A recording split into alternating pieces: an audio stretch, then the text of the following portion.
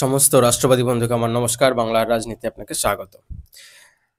গতকালকে শ্রমিক ভট্টাচার্য, বিজেপির নতুন সভাপতি, তিনি কি বললেন মুসলিমদের সম্বন্ধে এবং পশ্চিমবাংলার অন্যান্য ইস্যুগুলো নিয়ে, তা একটু শুনে নিই, তারপরে কথা বলছি। আজকে সংখ্যালঘুদের বুঝতে হবে যে বিজেপির লড়াই সংখ্যালঘুর বিরুদ্ধে নয়, বিজেপির লড়াই কোনো মুসলমানের বিরুদ্ধে নয়।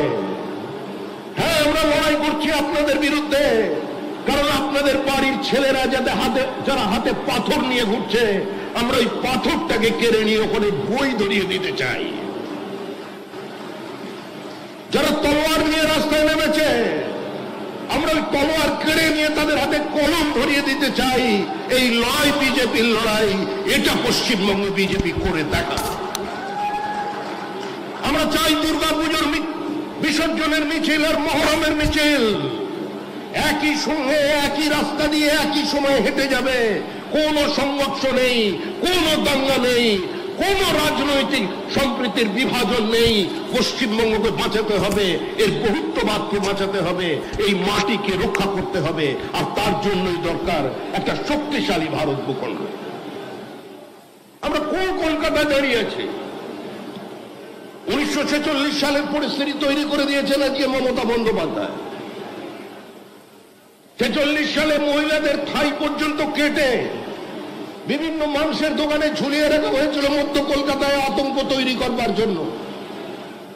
এই কলকাতার মাটিতে দাঁড়িয়ে স্লোগান উঠেছিল, পহলে পাকিস্তান দেনা পড়েগা তব ভি ভারত স্বাধীন হোগা। এই কলকাতায় মানুষ শুনেছে, কান মে বিড়ি মুহ মে পান লড়কে লেঙ্গে পাকিস্তান। এখানকার মানুষ শুনেছেন, শিক্ষিত মানুষ শুনেছেন, minority has a right two self determination. We want the right of self-determination, আত্মনিয়ন্ত্রণের অধিকার চাই, আর তাই ভারত ভাগ মানতে হবে, তবেই ভারত স্বাধীন হবে। এই কলকাতার মানুষ 47-এর 20 জুন দেখেছেন, ডক্টর শ্যামাপ্রসাদ মুখার্জির আন্দোলন দেখেছেন।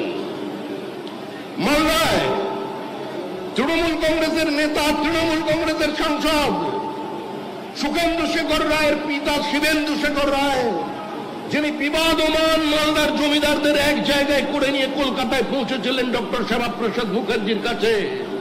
বাংলার ইতিহাস, আমাদের পাঠ্যপুস্তকে আজ শিবেন্দু শেখরের নাম নেই।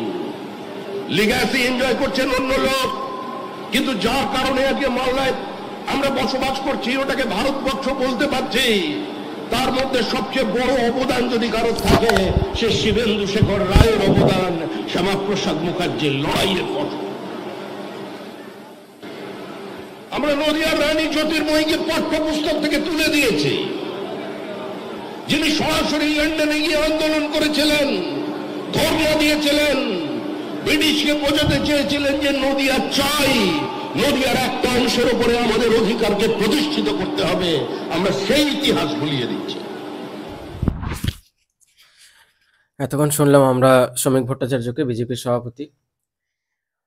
তার বক্তৃতা যথেষ্ট লম্বা ছিল, কিন্তু সবকিছু এখানে দিলাম না।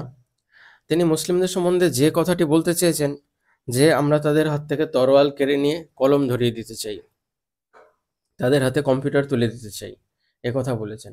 সেই সঙ্গে সঙ্গে একটি পরিসংখ্যান তুলে ধরেছেন যে মুসলিমরা এই রাজ্যে তারাই মারছে, তারাই মরছে, এই পশ্চিমবাংলার কথা বলছেন।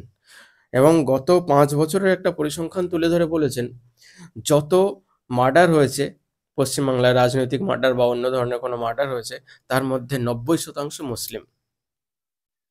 আর মারছেন কারা? মুসলিমরাই মারছেন, অর্থাৎ মারছে ওরা, মরছে ওরা।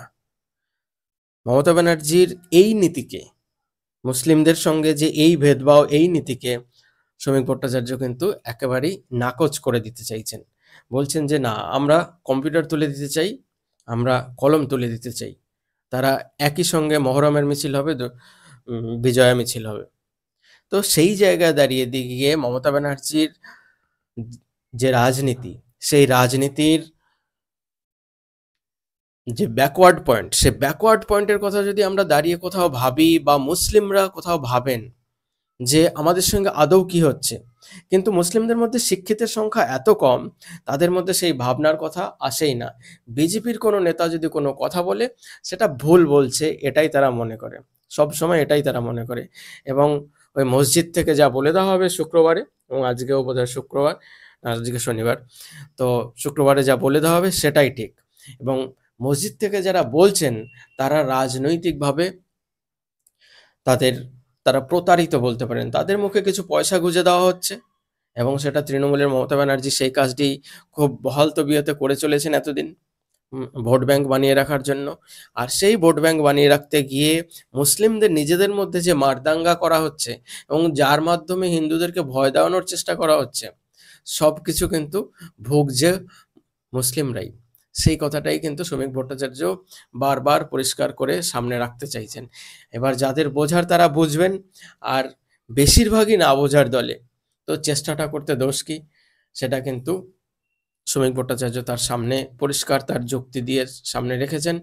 কিন্তু এতে কোনো ফারাক আদৌ পড়বে না। শ্রমিক ভট্টাচার্য এটাও উল্লেখ করেছেন যে আমরা আপনাদের ভোট চাই না, কিন্তু এটা বুঝুন।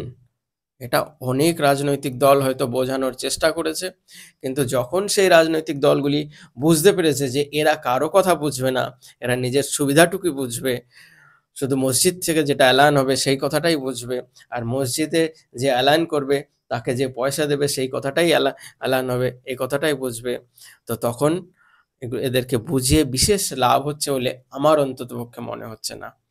তো মমতা ব্যানার্জি ভালো করেই জানেন যে শ্রমিক ভট্টাচার্য যাই বলুক, মুসলিম ভোট তার জন্য সবসময় ইন্ট্যাক্ট থাকবে, তা নিয়ে কোনো দুবিধা মমতা ব্যানার্জির মধ্যে অন্তত নেই।